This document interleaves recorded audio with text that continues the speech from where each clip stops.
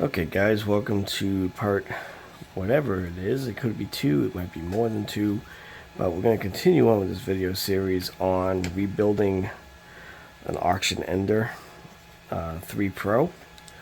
This one is going to be mostly about everything on the gantry, the whole top end of this machine. You're going to notice right away this is missing its extruder motor. I know this is one that arrived this way, so I got to put a motor on it. I got to put an extruder on it, and I definitely have to do some hot end work on this. It looks like it had a leak. Yeah, that's fried. So we've got some work to do here. One of the things that I see on a lot of Ender 3 variants is there was actually a assembly error at the factory with these. And what it involves is the eccentric wheels. And the way an eccentric wheel works, as I explained in the previous video, is this nut right here is a nylon nut, and it holds tension on this nut, which is your adjustment. So you would loosen this guy up if you wanted to make an adjustment with an 8mm, and then you would use a 10mm to change this pitch, which changes the wheel against the rail. It either moves in or out this way. In this case, against would be this rail. So when you're tightening this down, when you're all done your adjustment, you would put a wrench through this hole to hold that back of that nut and crank it down tight with your wrench. So this would just fit right in here, like that. The problem is, on this end, when the factory put this together, it can go together one of two ways. One is right, one is wrong. And the way that this should go together is on this end, there should be a nut for me to tighten. However, there isn't. There's an Allen head right there. And in here, I should be able to put my wrench in the hole just like this one. So go in, I got to hold that Allen wrench in there. Should be put in here, and I can't because I'm facing the back of a bolt. This bolt can go in either way. This way is wrong. Unfortunately, the only way to fix that is to disassemble this whole thing. You have to be able to get this wheel out. You can't do that because you can't get to the nut. So you got to take these out, which takes this whole piece apart, and we'll get into doing that next. So the first thing I got to do is take the tension off the belt because I need the belt removed. So the belt's already here. It's got a pretty good tension on it. This is your tensioner here, just like kind of like the one down below here. A couple bolts will hold it tight, and you set it by pulling on it and tightening these bolts down. So I'm going to go ahead and loosen these guys up, and it's going to immediately release the tension on the belt. As you can see, it's already flopping down right here. I'm just going to pop it out of its guides, just like the other one on the y-axis. You get these little guides, and they just slide out like this, out of the way. Okay, so the reason why I had to do that is I need to take this apart. The belt will be in the way to do it. This belt will eventually come out, so I might as well just pull it out now if I can. So I'm just going to slide. Oh, there goes the tensioner, fell off. That's nice. And we'll just pull the belt right out. Good enough. Okay. Now, a lot of people get upset that I put stuff on these plates. When I'm working on somebody's machine, I will put down a shop plate if I'm going to use this as a bed. I don't care if it gets scratched up or damaged or anything like that, because it's just a shop plate that I use for testing and configuration. So that's why I use this. If this is your machine and you don't want to put stuff on your bed, you can take this off and put the metal, or you can actually turn the machine around and you'll have enough wire to kind of, let me do this. We'll slide this out of the way just so you can see. You could do it this way too. But a lot of people have said something to me before when I send them private videos, like, oh geez, you put it right on the bed? And I say, yeah, but it's just one of my test beds. I don't care. It's not going to hurt anything.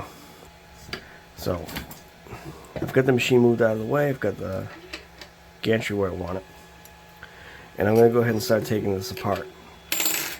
So I need to get this off. Now if you've got your extruder motor and everything on here, you have to remove your extruder and the motor and the wiring from everything here. Get it out of the way. It's already gone from here. That includes your limit switch, your X motor, your E motor, and the motor itself, the extruder itself, all should be removed to get to where we are right here. We're going to be doing an assembly, so you'll get to see all that going back together, and then you can kind of use that video to reverse engineer what you need to do to take this apart, if you can't figure that out. Alright, so what we're going to do first is we're going to release these two bolts right here. They're kind of in a tricky spot. I'm not going to lie, getting these out sucks. But you can either do it this way. This is how I usually do these, is I'll crack them loose first. Now you don't want to use this end for that. You want to use the short end. And I'll just kind of get it in between these two plates. Make sure it goes down in the hole of the Allen wrench. Yeah, see, this one's already stripped out, so I might have a problem with this one. Don't know if I'm going to be able to get this one out the typical way. Let's try the other one. These are already, somebody's already muckled these up pretty good. Alright, I was able to get that one loose. This one I'll have to replace. Oh, there we go. I think I got it. There we go. Alright, I got them loose. They get kind of like stripped in there because people really have a hard time getting at them because of the location. So once they're loose, I can put my Allen wrench through these holes right here. Right there. Right through those holes. And back these out. These come right all the way out. Now, when you remove these bolts, this bar and this piece are going to become separated. They can do so in a way where everything kind of just falls apart, or it can just kind of wait for you. Be ready for that. Keep your thumb on this bar. And there's a reason for that. It's this limit switch.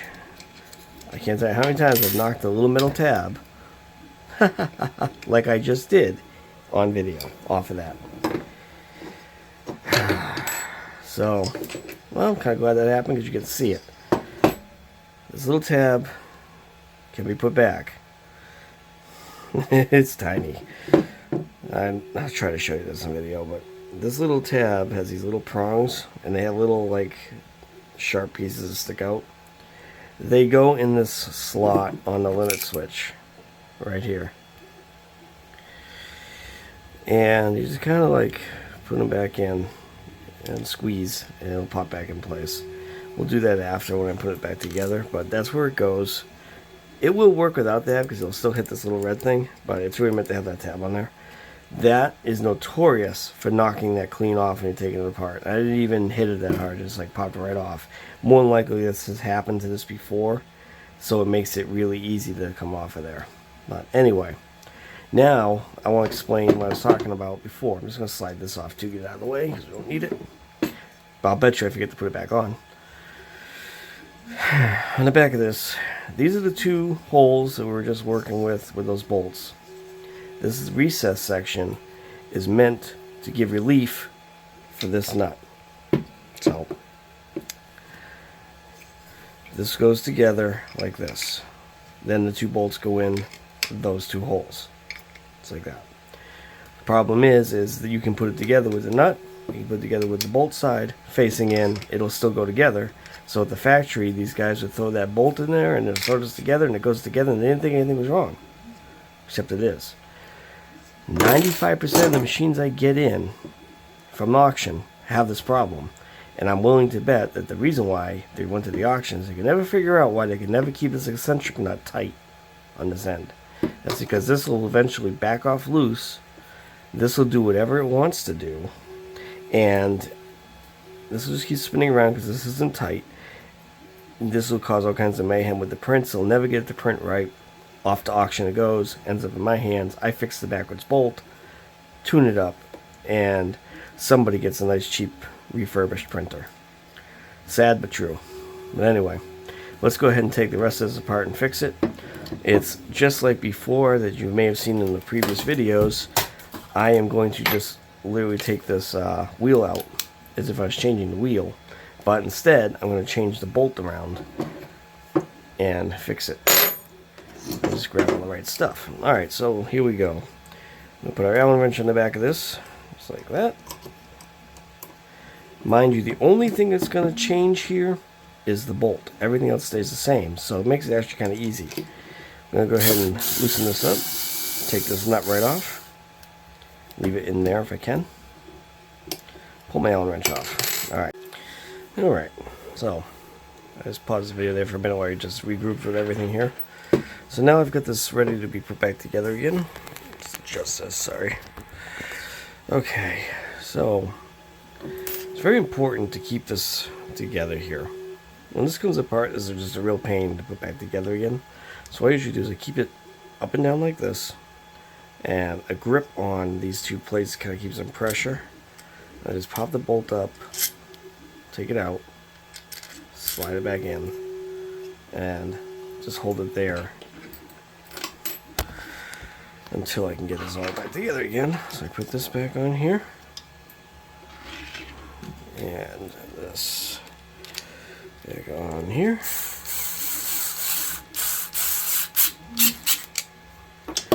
Pull the Allen wrench. Now that that's back together again, I'm actually going to put it on the machine. And there's a reason why I do this. I'll just set it on. We get the machine screw threaded on here. There we go. Alright. So what I'm going to do is I'm going to bring this down. And I'm going to check these wheels out.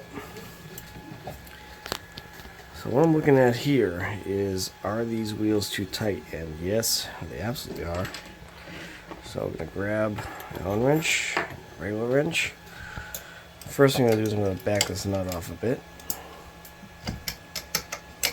Like that. And then I'm going to adjust the eccentric. So I want to loosen the wheel away. So now these spin freely. I want to just bring it tight again until they just get resistant. They should feel like kind of like a tire during a burnout, where they're just kind of barely, you can barely turn them, but you still can. That's the right tension for these. And then I'm just gonna test that. Looks pretty good. So now that I'm happy with that setting, I will hold this and tighten the out a nut, which will put pressure on this whole configuration, and then recheck. See, it's just a little tighter than it was. So even though the nut's tight, you can still make tiny adjustments. And as I'm doing here. Alright, that's spinning. Bottom one's spinning. As long as they're not like free turning, that's all you want. Okay, so now we're going to pop that back off. That's all done. Alright. The reason why I do this separately like this is you don't want the other one influencing this one while you're getting them straightened out. So here's this side. I'm just going to slide that on there. And you can see that's super loose. These wheels are really loose. So we're going to do the same exact procedure with this side.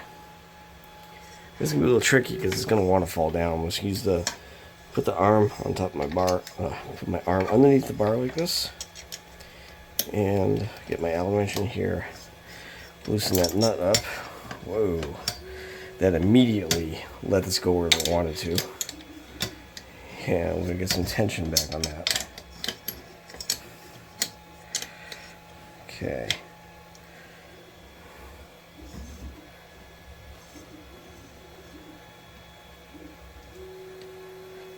So right about there. So what I'm doing is I'm holding the bar, my thumb in the arm, so it doesn't like just slide up and down. And I'm also adjusting the eccentrics here. So that one's loose and this one's tight.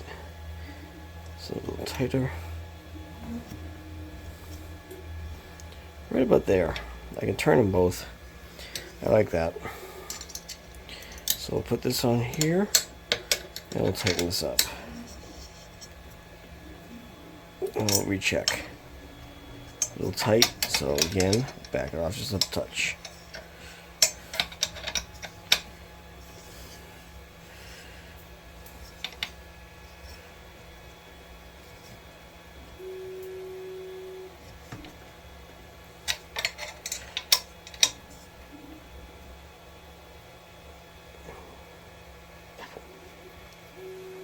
Probably right there.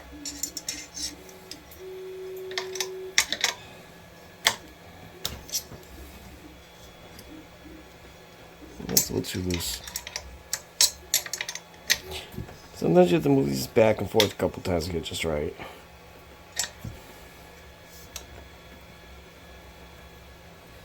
That feels good. It's got some resistance.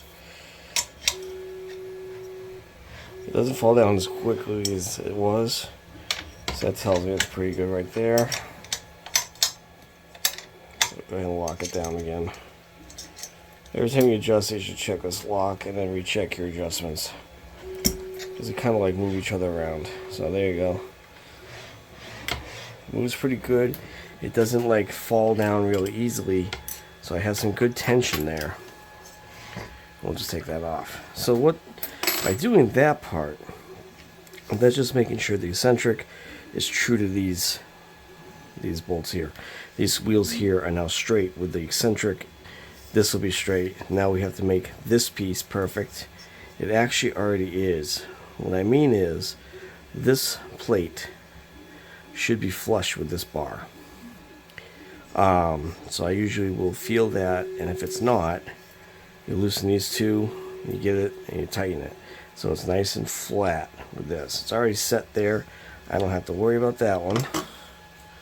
And on this one, it's kind of the same idea. Once the bar goes back together, you're going to make sure that when you're putting this back together, that is nice and straight and not crooked like this or like this. It's going to go on like that. Don't let me forget, we got to fix this limit switch. Alright. So, this is going to be one of the greater tricks for this. Right now, I have to get one of these guys in one of these holes while holding all this together and get it to drop in so I can start threading it. That is a challenge and a half. So the easiest way I found to do this when I'm putting this back together is I keep it together with this with my thumb. I have it all squeezed together. It's lined up with this already. This is centered in this hole right here. Alright, these holes are going to be close. I grab a pair of either needle nose, these guys, anything like this. My brand new replacement bolts. And I'm going to slide that in like that. Put it in the hole where it's going to go in. Then use my Allen wrench to kind of get it started through the top hole. This is the trickiest part, is getting it started. Once it's going, you can get it all the way. You can actually bring this one all the way down, just not tight, just snug. Just like that. It'll help you hold everything together. Now you can relax your grip on this hand, which is probably killing you by now, like mine is. But anyway, I'll grab the other bolt here. Same thing. Slip it in the hole with the needle nose just to kind of guide it in there. And I see it doesn't want to go. So I'm going to kind of make sure this is straight. Alright, let's try it again. Okay, put that right in the hole there. Just kind of balancing it there. I mean, if it doesn't go all the way in like this one didn't, you just kind of balance it in there. Haha, and then it falls in. There we go. And then we get it started. Kind of like move things around until the threads catch. Don't cross thread it. But just kind of move things around. If you like reposition this a couple times, you'll find all of a sudden it'll drop in. I think it just did. Yeah, it did. Alright, so again, I'm going to run that right down, not tight, but all the way down until it's touching. Okay. And now I want to make sure that this plate and this bar are really flush. So I just kind of put my thumb along it and I can feel it.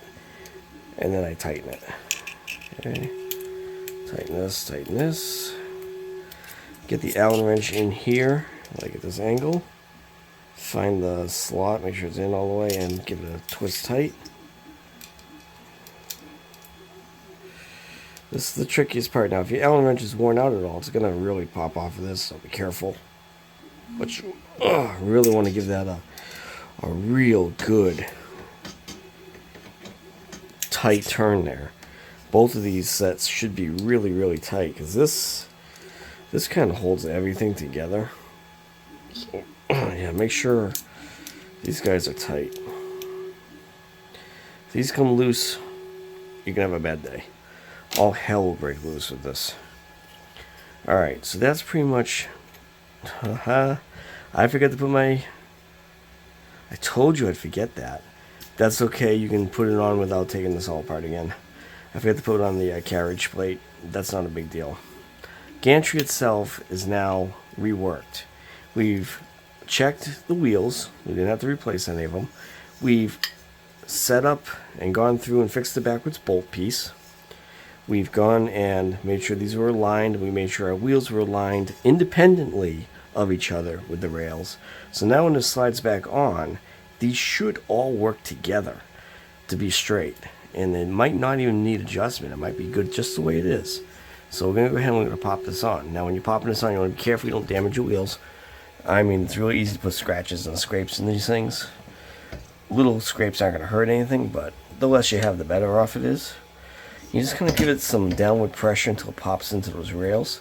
It's going to come down and it's going to contact right here.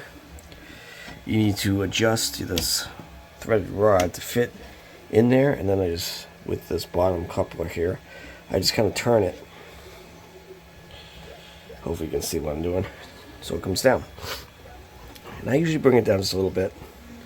I'm going to check my wheels.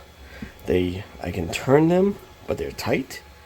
This actually feels amazing. It glides so easily on this threaded rod. This machine is in so much better shape already. Alright, so now that's on there again. I'm going to go ahead and put the top bar back on. And this will help solidify this frame to make sure these wheels are correct. So when I put this back on, put all 4 bolts in first. You're going to notice as you're putting this together, these can be pretty tight. So they are lined up. My edges of the extrusion, this extrusion bar and these uprights, looks pretty straight, because when this is flush, so is this. That tells me that these uprights are actually in a really good position. If one of them was kicked out, this would appear kind of like this, and this one would be flush, which means they're like outward. If it was the other way, this edge would be, this would be protruding out, kind of like this. That's exaggerated, but, and this one would be flush. That tells me that they are actually inward. But because this beam lines up flush on both sides here, I'm pretty confident these are nice and straight. Also feels really good with that the rollers going up and down. I have no reason to think that this is not straight. So I'm gonna go ahead and get these started by hand. You don't want to use a machine to start these, because it's really easy to be not straight and strip them. So just get them started. Some of them are going to be a little tighter than others just because of the way this kind of pulls it all together. Like this side has some tension. A lot more tension than that side did. They're not always machine perfect. But they are threaded, they're started, they're not going to strip. So go ahead and just lock them down. I usually do the outside on each side first, then the inside. Okay, and then once I've done it with the machine, I generally will go back with an Allen wrench and just make sure that we're tight, because the machine only has so much torque.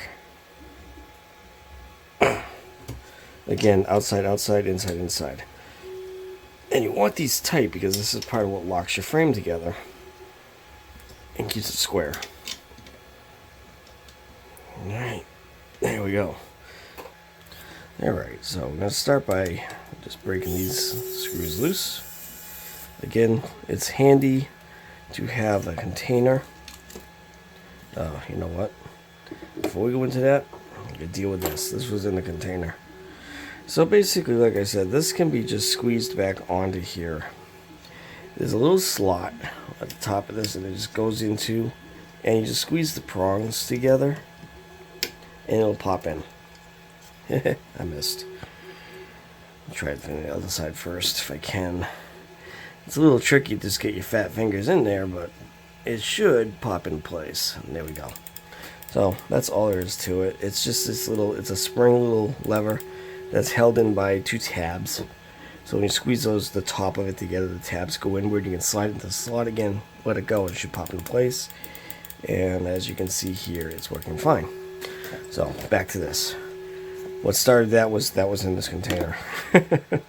So anyway, it's good to have a screw box so you don't lose stuff. And it keeps it organized where you know what went with what. Again, I am kind of an exception to that because I've been doing this for so long with these machines that I can take this completely apart, remember what everything goes to. But somebody who doesn't do it often is going to have a problem with that.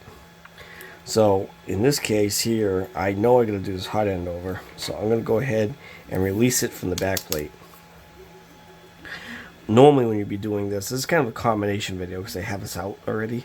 Normally this would be attached. So ignore the fact that it's in my hand and not attached to the machine. It's both the same procedure. You're still going to remove these bolts. So let's get these bolts loosened up and out. These have washers on them. So don't lose them. Right in the box. Okay, now we can remove the electronics assembly from this black plate. We're going to get this mounted back on there. The trick for mounting this back on there without taking it all apart is just to loosen these wheels up. Now let's do a quick wheel inspection here. I see a decent bevel there. I don't see any indication of a groove in it. Both sides look pretty good. A little dirty, but that's okay. Dirty is okay. Beveled is, or destroyed is not. And before this video is over, I'll remember to grab one that's like really bad and show you. So these wheels all look pretty good. My eccentric nut is on the bottom.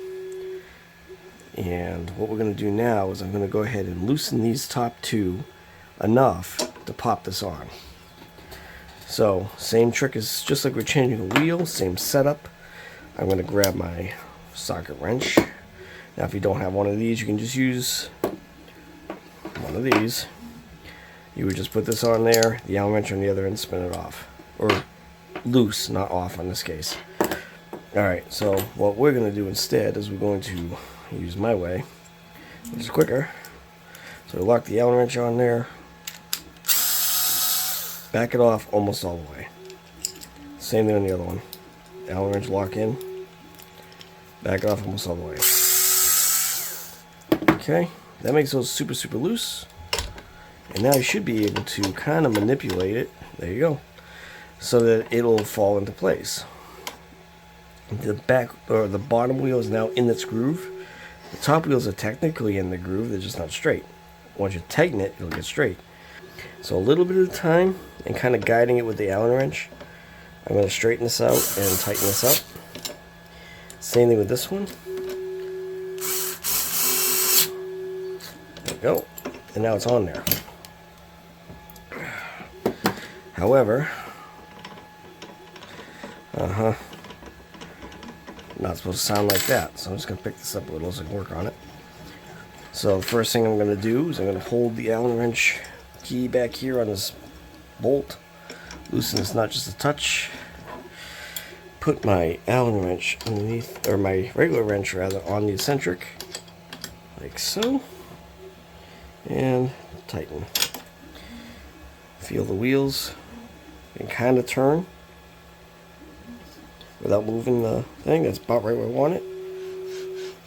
Sounds good. Feels good. Lock it up. It's that easy.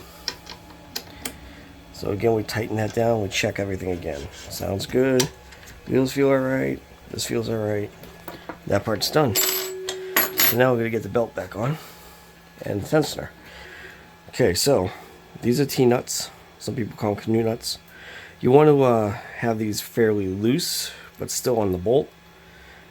The reason is when you tighten these and you start spinning them, they turn and lock against the backside of this extrusion rail in that slot. So I'm just going to back these out as much as I can. I'm going to kind of just straighten them out and manipulate them until they're in there, or just slide it in from the end. And we're going to just start these until they're snug. See, that one missed. I tightened it up and it did not grab. So I loosen it again and tighten it. That time it did. It has to spin that back piece into the grooves here. That's why I have to kind of turn it a little kind of hard like that. And there you go. So we don't want it completely tight, but we want them in place. So next we're going to grab my belt. Boy, I love belts. I love fighting with belts on these machines. So the first thing you're going to do is you want to get these under these wheels. It might just slide. If not, it'll roll over for sure. This should be teeth side down. Alright? Down on this part. You're going to work it through here. Now, this is going to be a little tricky. You might need to turn the machine sideways. Get in there with a pair of needle nose pliers or something like that, just to grab that thing if it won't come off on its own. It's got to get over the gear, and it can be a little bit tricky to do that. So I'm going to take a look at this. Reach in there with these. Don't use these. I just use these for everything because, well, they're handy. I've got needle nose. I'm just being lazy. The reason why I say don't use these is they're so sharp. You can cut that belt so easily. You could even just nick it and damage it, and it's going to end its life much sooner. But yeah, I grabbed it by the brass. But don't do what I do on that one. Not really a great tool to be doing that with. Alright, so now I'm going to slide this in. There's that groove underneath. Let me see if I can turn the machine so you can see it. Oh, there goes the head on. Hot end just fell. Hot end down. Slide in right here, like that. Just keep tension on everything. Take a look in here, make sure it's on the gear before we pull this tight. There it is. It can slip off, and then you gotta fix it. Around the tensioner, just like this. No problem. Again, bottom of this, you're just gonna slip it into that groove. Done. Belt's back in place. We're gonna put some tension on it. So with this one, you can kind of put your thumb here. This hurts like hell, and push. At least to get it started to be tight. If you want to tension it up with a bar in here gently, you can do that too. And try to keep this straight. The bottom one I gotta fix, it's not straight. Down here. But, alright, that one's straight. And that's actually some pretty good tension on that. Let's see. Yeah, it's got a nice twang. It's not too tight. I have some play, but it's pretty tight too. Alright, so that's that. Let's do our wiring next. Slide this around. Let's find our harness. It's hiding here somewhere. Let's see what we got. We got the hot end, and then we got this harness. This is what I'm looking for. Alright, so these are labeled X, E, and X. This is your limit switch. It lives inside of this. The tabs on this to the front. To get this in there, usually what I'll do is I'll just kind of hold the wire in my hand and pinch it and kind of put a little bit of pressure against this plug with my finger. And you just kind of guide it in there with your finger. This is tight and tough to do, but it's really not as bad as you think. You can even do it just by holding the wire. Oops, I dropped it. Hold on 1 second. So by holding the wire like this, if you look in there, you just kind of wiggle it around. It kind of goes home where it wants to be, and you just shove it with your finger. Haha, done. That's it. I'll show you that again. Let's get this out of there. Okay. Just kind of make sure your tabs are facing out towards this side. That's where they go. And just kind of set it against the plug. And a little bit of rocking, it kind of sets. There you go. That's how you get that one. That one's really, it looks tougher than it is. A little bit of practice, it's no big deal. Okay, again, we're going to make sure we have X, because this is the X, X motor. This one drives your X axis. The tabs on this one, I believe, face outward, but let me check. Yes. Your tabs here go outward. So we just kind of get that in place and plug that in. Like that. Alright, we'll slide this around. We're not going to do the extruder motor right now because, well, I don't have that installed yet. But we're going there very soon. Also, we unplugged this earlier when we took the frame apart. Plug that back in. That might still work for a while, but I'll probably have... I have these in stock. I might just change that later. I don't know. If you do, you just unplug it. It's a couple screws. You take this whole thing off. A couple screws hold this little board on there. New one goes on, no big deal. Not worth videoing that. I mean, it's pretty self-explanatory. Alright, so I'm going to be doing at least get that wiring free on that. I'm going to have to use a hot air gun, heat gun. So just if you're using headphones or you're watching this in a place where you can't have loud noises, turn your volume way down. I'm sorry you're not going to be able to hear what I'm saying. You're not going to be hearing me anyway. That heat gun is going to drown me right out, so I won't talk while I'm doing that part. But you'll be able to see. So if you see me picking up the heat gun, I'll give you a warning if I can. But you're going to want to turn your volume down. So what I'm going to actually do is I just separated the shroud and backed it off and held it with a zip tie out of my way. Okay, so what I'm going to do here is I'm actually going to heat this up and get it away from this wiring as best I can, away from this set screw down at the bottom here, and I'm going to try to get this liberated from this plastic just so I don't have to replace all this wiring. If I have to, I have to. I've got the stuff in stock, but if it works, why change it out? Looks like that's a Phillips head, not an Allen wrench, so I don't like that, but we can always fix that. But let me go set the heat gun up. And like I said, I'll try to keep you guys in the knowledge of when I'm going to use it, when to turn your volumes down. Okay, so here's my heat gun. I'm going to talk real quick a little bit about heat gun safety. These get extremely hot.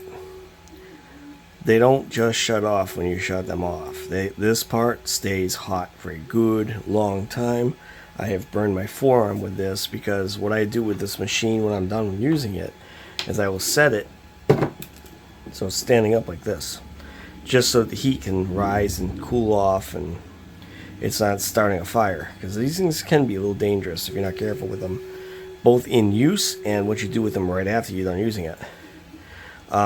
This cord actually has a burn mark in it from contacting this.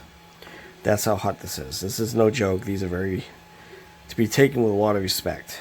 Like I said, I had it sitting like this. I reached over to get something and I touched my forearm to it, and I had a ring on my forearm for quite a while. Definitely got to be careful with this. This one has an adjustment for the heat. But yeah, these take a little bit of smarts to use, a little common sense. When you're using this, like example on this machine here, and I'm trying to melt this, notice where this heat gun is pointing right now. Right to my arm. That's going to burn the hell out of my skin. Or if I had it like this, I'm going to burn everything behind me. This thing puts off a great amount of heat, so you have to be really kind of conscious of what you're heating behind you. Like if I was down on my desk like this, I'll burn my desk. You got to really be careful with these. So there's my little lecture on heat gun safety. So now I'm going to actually turn this on and start working on this plastic. I'll probably only show you part of melting it. It's kind of self-explanatory. You heat it up, you get it to it's really soft, and you use a putty knife to scrape it away. I mean, you don't need to see a whole video on that, but I'll give you an example for a few minutes anyway. So I'm about to turn the heat gun on. If you got headphones on or you're in a quiet place, now's the time to turn your volume down. Okay, here we go.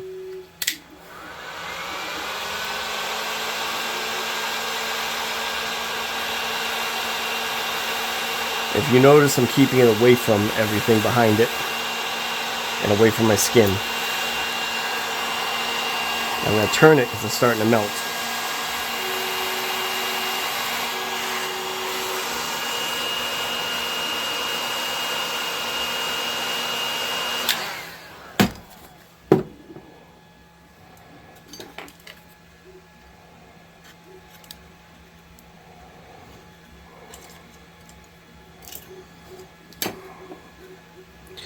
Doesn't always come right off. It's kind of a battle that you're going to have to fight. And the problem is this is going to get hot. So it gets harder and harder to hold on to. Gloves are probably not a bad idea. At least a glove on one hand for holding it.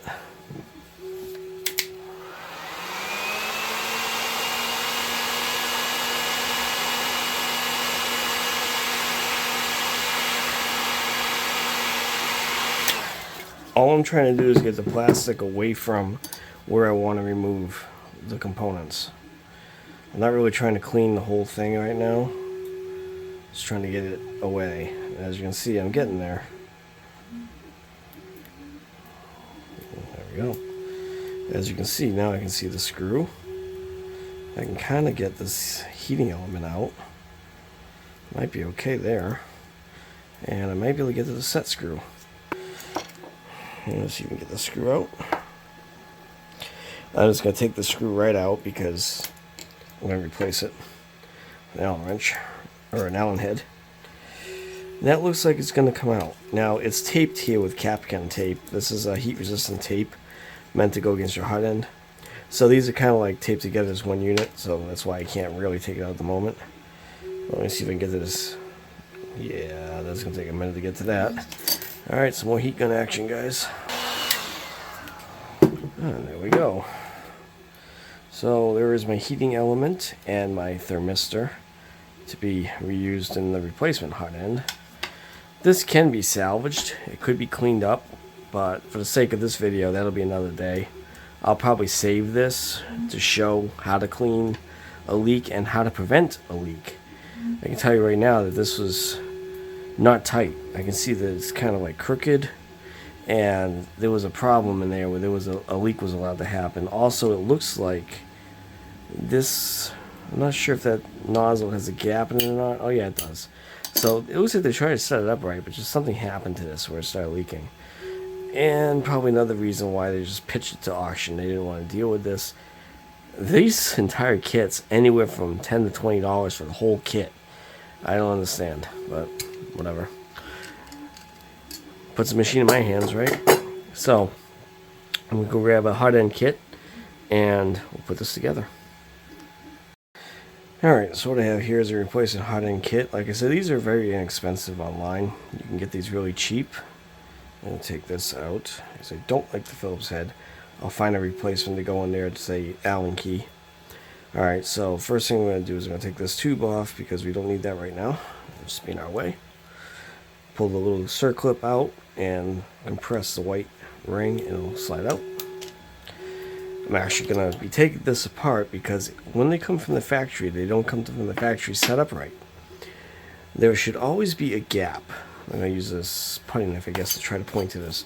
There should always be a gap between this block right here and the shoulder of this nozzle. There should be thread exposed there. And there's a very specific reason why. It has to do with a seal inside of this tube, inside of this hot end rather. This nozzle, the top of this nozzle needs to meet up with this throat, that silver tube that's inside of there. And if it's not set that way, it's very possible for a gap to appear inside and allow filament to leak out. So I'm just going to remove this nozzle so you can see what I'm talking about.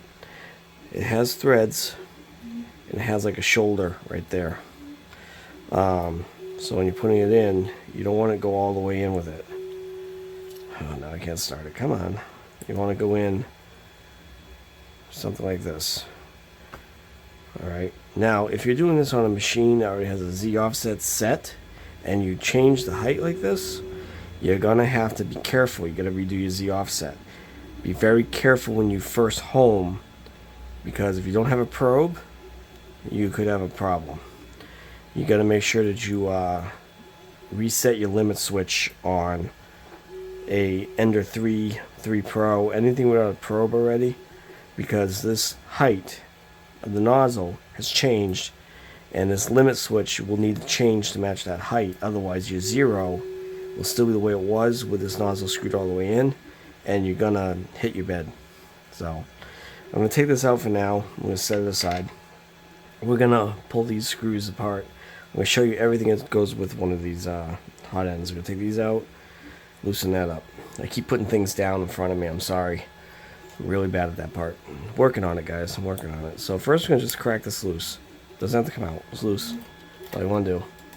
Next, we're going to take these bolts out. Bad habit. Make sure you do the short end. You don't want to screw up your Allen wrenches.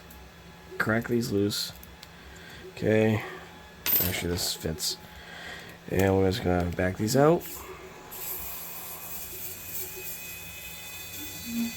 Okay. If you do it with it facing up and you're holding on to your heat block, you can kind of like keep all this together and not have to worry about anything. Okay, once it comes out, it's going to slide right off of the heat tube. Okay. This is your radiator. That's what I call it anyway. It's a heat sink. So I'm going to get these screws out. I'm going to put those in my box. Alright, so now this is your heat throat, heat break, heat tube, different words for it, but most commonly known as heat break. Also, next common is throat.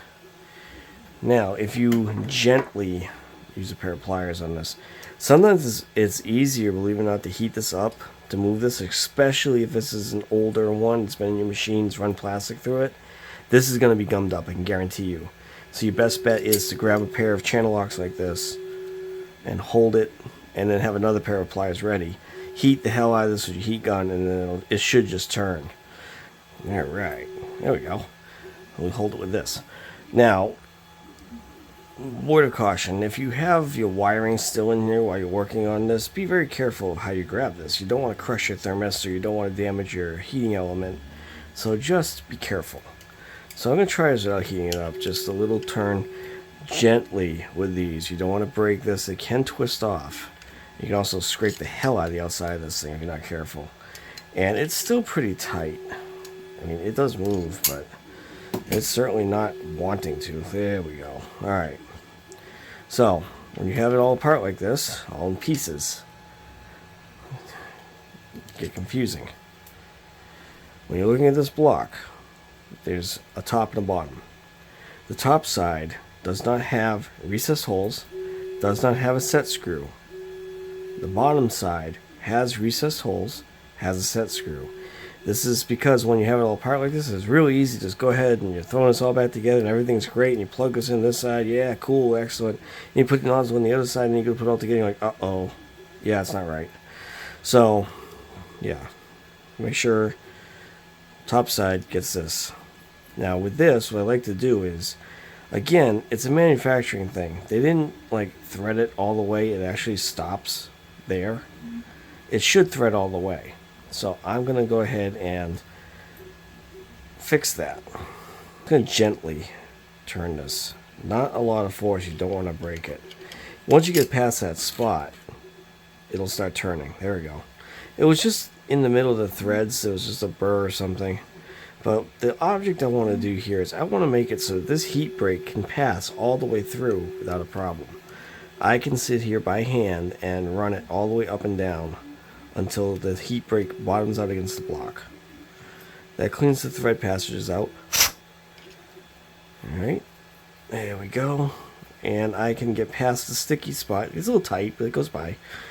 Out to the bottom. And you can see the threads are coming out the bottom there. Alright, cool. So now what I'm going to do is I'm going to back this out.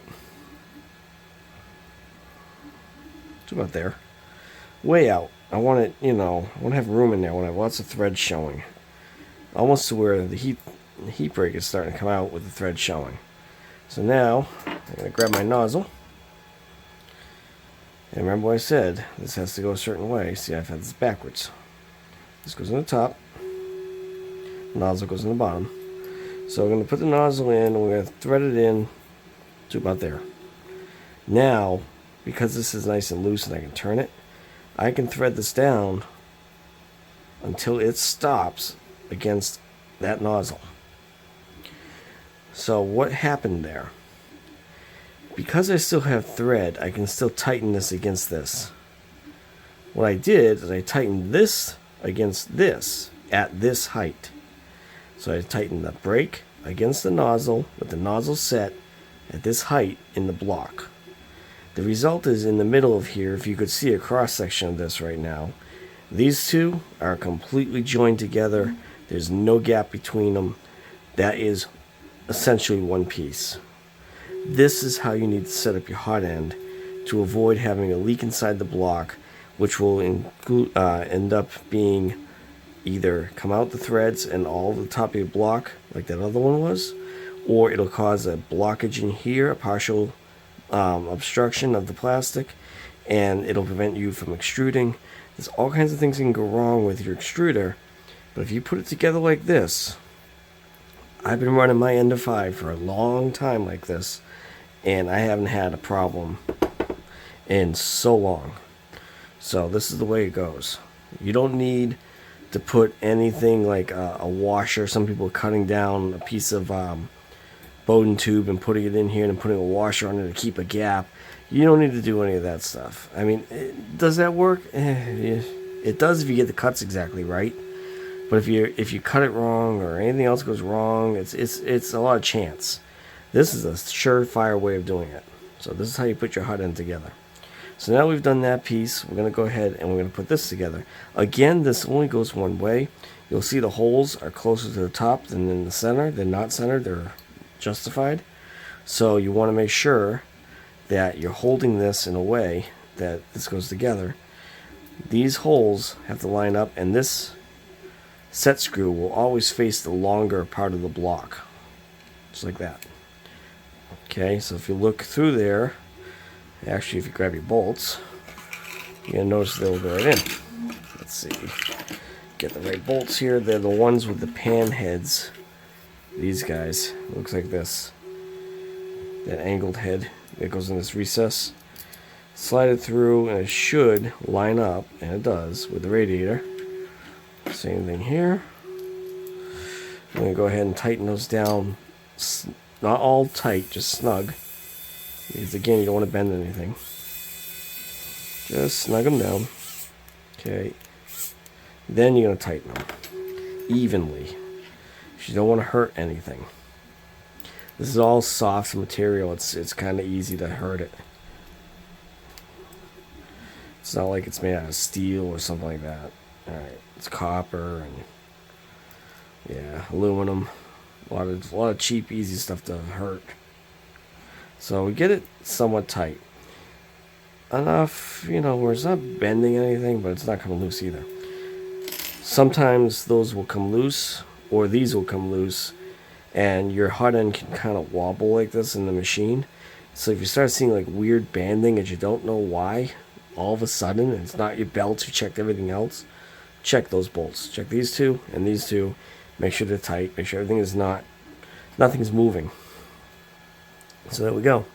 We've got that back together. When you put the tube back in, make sure you check the end. This should be 100% flat flush. If there's any kind of an angle at all, you're going to have a problem. If there's any kind of a burn mark, if it's an older tube coming up like one side of it, you got to cut it off and start again. If you have enough tube, otherwise just order this stuff, it's cheap, and replace it. So when you put this in the hot end, it goes in and it goes all the way down. And I mean, that thing goes in there quite a ways. I'm going to try to hold the mark. It goes in that far. So if you're not getting in all that way, something's wrong. And the reason why it goes in all the way is, as you can see by this tube against the hot end, where does that land? Right at the top of that nozzle. It goes inside the tube to the nozzle, and it has to stay tight. Again, you don't want any gaps. This is where people will cut. They'll take this off, they'll cut a washer in there, and they'll put a piece of this tubing in there, and the washer is pressing down on top of the tubing, and the film will pass through. That's a great fix, but if you do it right, you really don't need it. Just make sure it's flush in the bottom, make sure it's all the way in, and make sure you're using your locking clip.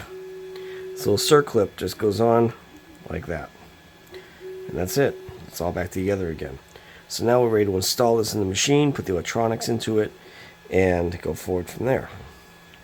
So for the electronics part, if you've never done one of these, this is probably one of the most frustrating things that you will encounter, is getting the screw to hold these two little wires while this is in the hole without crushing them. It's an adventure, but I have to get a screw for this, so I'll be right back. Alright, so because these are taped together, they kind of have to go in together. So I usually just put the heating element in first and guide the thermistor towards where it has to go. And you want the tube of the heating element to be, flush with that. And then you just very lightly tighten that. You don't have to tighten it a lot. Now onto the thermistor, I did find a screw, a round head screw for this, with a hex instead of a Phillips head, which is much better because most of the tools you're going to use are Allen keys. Why do you want to have a Phillips head in there? So what I'm doing here is I'm just holding the bulb with my fingernail. Don't cut the wire if your fingernail is sharp, but just kind of hold it in that spot. And I've got a wire on each side of the screw head, and I'm giving it some tension to kind of pull it tight around the threads of the screw. This screw is the cause of more people's problems with thermistors because they tighten it too much, it shorts the wires out, and then they have bad thermistor readings, thermal runaway, all kinds of, you see it all the time, every day on the forums, where people are like, why did this happen? You know, and I mean, these thermistors are cheap, they blow out all the time, but a lot of it's self-induced if you damage these wires. So what I'm doing right now is I'm trying to get this in a way where the wire is going to stay tight enough for me to tighten down the screw without squeezing out the wires. I'm not tightening the screw to the point where it's crushing on the wire, but it has to hold it in place. So it's barely, and I mean, you can see by my thumb that I'm barely putting any pressure on this right now. Just until it stops. That's it. Not tight at all. Just holding the wires against the block. You don't want to damage them. And it's really, really, really easy to damage them. And then you got to replace it, and it's a pain in the ass. So, that's the electronics installed. I've got my heating element installed with this set key here. I've got, there you go. They popped out. Of course they did. This is what I mean by these are really, really frustrating. Because you have to get the tension on them, but not damage them. Oops, wrong one. So you give a little more of a tighten. Let's see if that holds them. Okay. I think it's staying now. Yeah. One of them is. As long as it stays in the hole, that's all that really matters. Alright, so now that that's in there. Jeez, that's really not staying. Fuck. Oh, I hate these. It's a really bad design. There is supposedly a screw-in thermistor. I haven't tried them yet. I've heard of them, but I haven't tried it. So what I'm going to do now is I'm going to back it off and get some more tension on the wire and tighten it again. I have not tried those yet, and I might have to order some because it's got to be better than this. Because that just doesn't want to stay under there. Alright, well, as long as it's holding in there, one of them is in, I'm happy. Alright, so put these screws back in. We're just going to mount this up to the machine. Hello. Thank you. Didn't want to go in there for a second. I was like, don't tell me these aren't drilled out right. So I just kind of get it started. Come on, find it. There it is. Very gently. You don't want to like jam it and turn it because you'll... Very easy to strip out most of the stuff. It's mostly aluminum. All aluminum threads, so you gotta be careful. Especially using power tools. Very gentle. It takes a little time to learn what it feels like when it's actually taking it and when it's stripping it. Okay, so those are all tightened down with that. Let's give it a snug. Make sure. Get in there. In there. Alright. So that's on there. That's on there. Beautiful. Now we'll take this assembly next. So this has the Creality fan in it. Chances are it's going to work alright. If it doesn't, I have fans to replace it. I prefer these boxes, this shroud, over the V2 shroud. And if you want to change from the V2 shroud, those plastic ones, you can get these off the internet really cheap. The whole kit, fans, wiring, everything. You can also get this backing plate for Ender 3. You need both. But if you change out the backing plate from the V2 with this one and this, it'll work together and it works fine. I did that to a friend of mine, Mike's, just not too long ago. It was the first one I ever tried it to. I tried just putting this on the backing plate that was on the V2, and the holes don't line up. I mean, you could drill a hole, tap it, and be done with it if you want to do it that way. I just didn't feel like getting into all that. I wasn't sure if it would come out exactly right. It's just as easy because I have piles of parts behind me to grab a backing plate from an Ender 3 Pro and throw it on the V2, and then throw the Ender 3 Pro type hot end cover on there as well. I just like these a whole lot better. I think the V2 is a great machine, and the worst, like, Achilles heel of that whole machine is that damn shroud they used. It is just awful. But anyway, I digress. So I'm just going to bundle the wires together like this. This fan wire goes behind the fan on the outside. The yellow blue wire goes on the outside. Everybody else is in the hole right here. And you just kind of line it up with the screw holes, grab your screws, and put it together. No big deal. Another way to do this, it's kind of an easier way, but it's awkward, is to take the screw, put it through this hole, and you kind of bring this all up as one unit, but you gotta remember, you gotta catch all the wires. That's why it's awkward. See, it already fell out. Let me do that again, 1 second.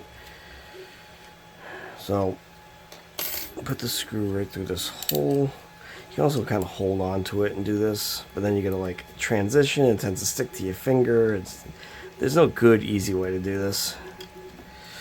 So I get that kind of in place. Stay. Grab my Allen wrench again. Everybody stay and be nice. There we go. Got it on. Okay, so for the second screw, what I like to do is I kind of just put it against the Allen wrench like that and my finger and try to hold on to it. There we go. I think I got it that time. I did. Alright, so there we go. That's in. Tight. Tighten this one down. Tight. Belt's on. This is ready. Wiring is done. I think we're up to the extruder point at this point. I like to put a zip tie here just to keep this together, because this wire is kind of outside and these are all inside. So I just, nice and low, I'll slip a zip tie on this. Whereas out of the way the shroud's going to come down, but it also keeps them together. Alright, take that tail right off, and we're going to go ahead and release my shroud, which is imprisoned back here. So I'm just going to cut the zip tie off here. Alright, release this. I'm just going to work it up from the back to the front, like that. Kind of collecting all the wires in there again. And another zip tie. These are just random zip ties that I found on the floor and was cleaning up earlier. Believe it or not, yes, this place does get cleaned up every now and then. It just gets messy fast. It's such a small space. I just don't have the room to spread out, so I know it looks like this place is a disaster, and you're like, how the hell do you work like this? And it's just because I have a whole lot of things going on and I don't have a lot of space. So my workbench is really crowded. So please, no judgment on the mess. I know it's a mess. I know there's just stuff everywhere, but it's how I work. Alright, so there we go. We've got our shroud back together. We've got it zip tied at the end. We will put more zip ties on this later. For now, we're going to work on the extruder hookup, which is missing here. So we're going to do the extruder motor. Now, this came missing an extruder motor, but again, because I have multiple copies of this machine that I've gotten from auction, some of them are parts only. This is one from another machine. This is the kind of gear on this that's a press-on gear. Not a fan. Because if you ever need to change this gear, you can't. You have to like cut it off and then try to get one on here with some screws. And it's a round shaft motor, so that's really not a great idea. It's going to slip eventually. These motors are like 10 bucks online. That's the number you need right there. Amazon has them. And when you buy one of these, it comes with a D-shaft, D-shaped shaft, so that you can put the newer gears on here that have the Allen set screws on them, and it's a better idea to have that in your machine. I don't have any in stock at the moment, so they're getting one of these. This gear looks pretty good, but when this gear wears out, I would recommend to them to just replace the motor, and it comes with the proper gear set for that. You can put this wiring either way. You can put it this way, or you can put it facing this way. It's preference. This is kind of close to the screw, but it's neater. I like it this way, so that's usually how I do it. The kit for the extruder, we'll have all the screws for this to mount it. I have the kit right here. Buy these off of Amazon. I think they're around $15 or so. They vary in price from time to time. Comes with everything you need. Set of instructions are included if you need them. Yeah, I don't. Okay, there's the arm, the body itself, hardware pack, and fancy dancy little crowding thing if you are into keeping stuff like that. Okay, throw that in the garbage. Alright, so hardware pack, body. I'll take the body out of the case first. These are actually really nicely machined. I like these a lot. For what you pay for them, it's not a bad little unit. Okay, we'll take this guy out of its plastic because we're going to need it all out anyway. I'll take it all out. And again, I've put these things together so many times that I don't even have to think about what's in here. I already know. But take your time. Don't rush this. This spring right here is horrible. If you're coming from a machine that has a plastic extruder, use that spring instead. This thing is just way too strong. So I'll have to see if I have a weaker spring. That's all I'm going to say about that. Nope, don't you run away, bearing. You get over there. So here's your new coupler. That guy goes on right here, like so.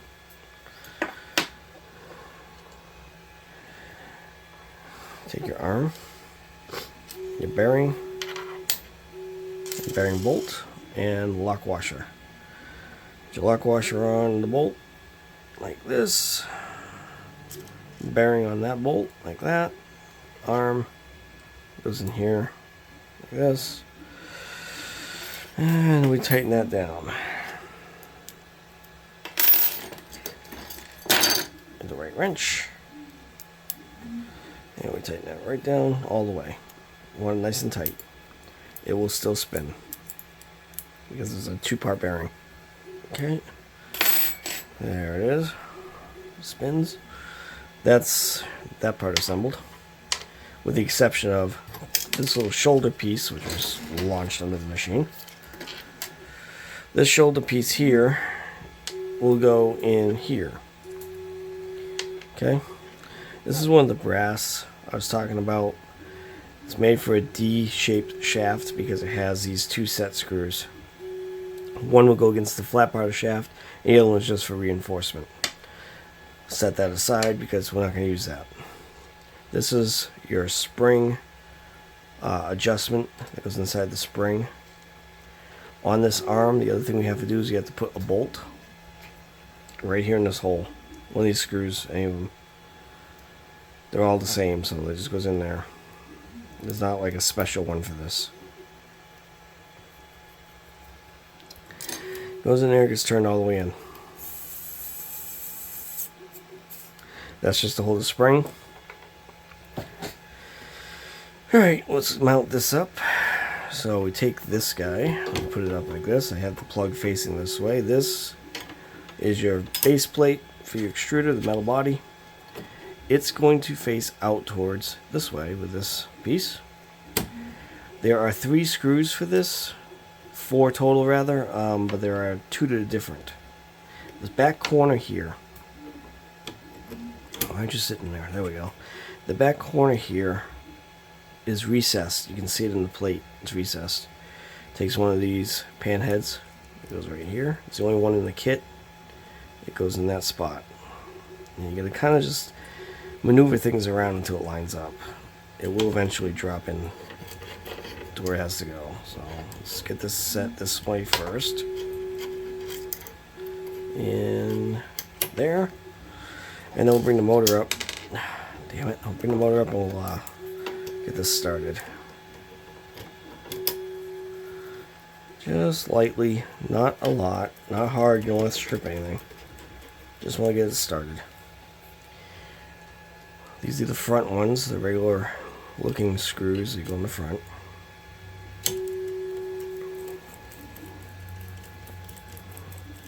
Kind of feel around till you find the threads. There they are.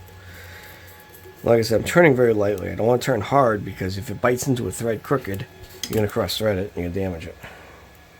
Then you're going to need a new motor because your holes are screwed.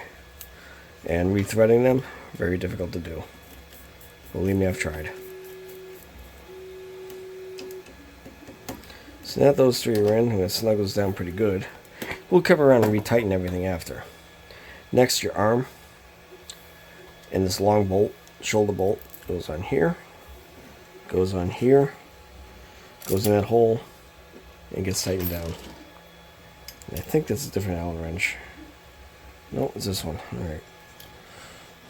It's different than the other ones, I know that much. Okay, get that tight. And even tight, it's still going to move. So now we can snug everything down super tight. So we'll start with this one. Switch Allen wrenches. We'll do this one.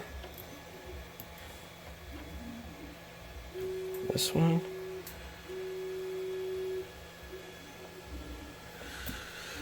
And this one.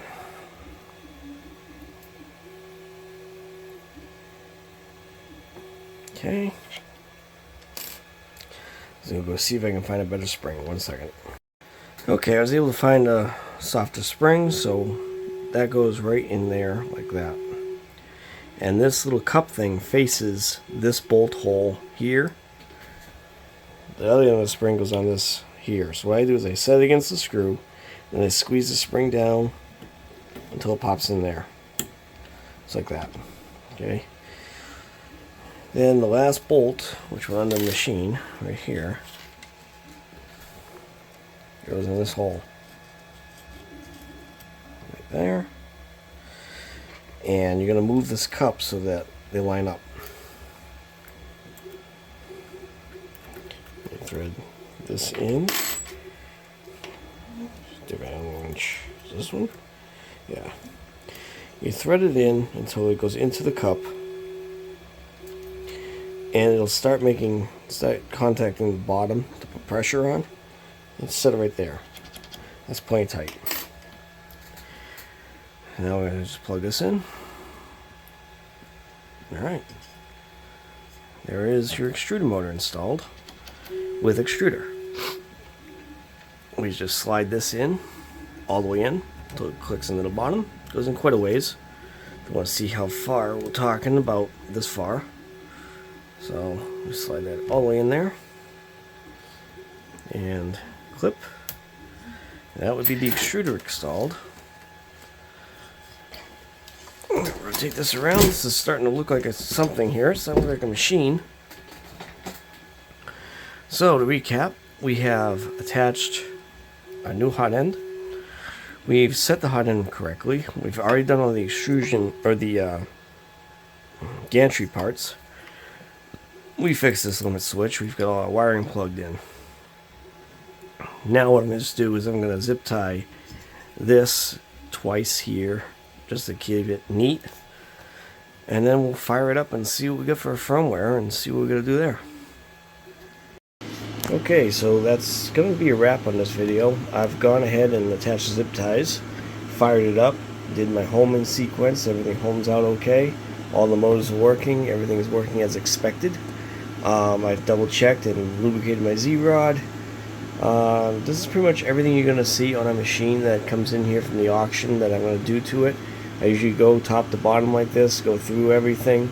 Hopefully I was able to show you a couple of things by watching me take this stuff apart and put it back together. I know it was a long video, but it was kind of necessary to show the complete process of going through one of these machines. Every machine that I sell goes through this process. So there's nothing that's untouched on these machines. I look at literally everything. This one will be up for sale pretty soon. I'm just going to go through and do some tests on it.